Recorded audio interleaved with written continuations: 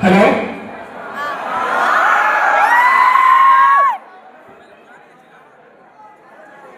తెలుగులో చెప్పాలా ఉర్దూలో చెప్పాలా అర్థం కావడం లేదు.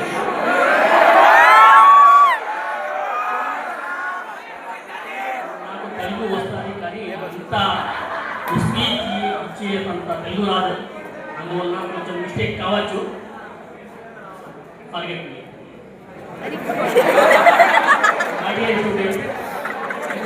ఈరోజు శుక్రవారం ప్రేయర్ పడుతుంది. మన ప్రేయర్లో నేను గురువు అంటే ఎవరు, గురువు స్టేటస్ ఏమిటి, దాని గురించి నేను ఈరోజు స్పీచ్ ఇచ్చాను. అందులో ఒక వాక్యం చెప్పాను. ఒక మహారాజా హారూన్ రషీద్ ఉండేవాడు. ఒక పెద్ద మహారాజా హారూన్ రషీద్.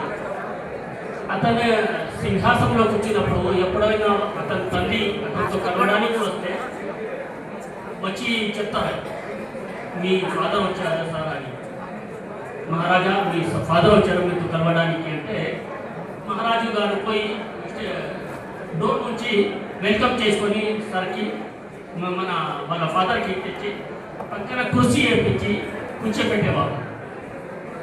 ఎప్పుడైనా వాళ్ళ సార్ వస్తే చెప్తారు, మీ సార్ వచ్చారు మీతో కలవడానికి అంటే మహారాజు గారు మెయిన్ డోర్ కాదు, మెయిన్ గేట్ వరకు వచ్చి గేట్ కార్డ్ నుంచి సార్కి వెల్కమ్ చేసి తీసుకొని పోయిన తర్వాత అతని సింహాసనం పైన టీచర్కి కూర్చోబెట్టి పక్కన కుర్చీ వేసి అతను కూర్చేవాడు.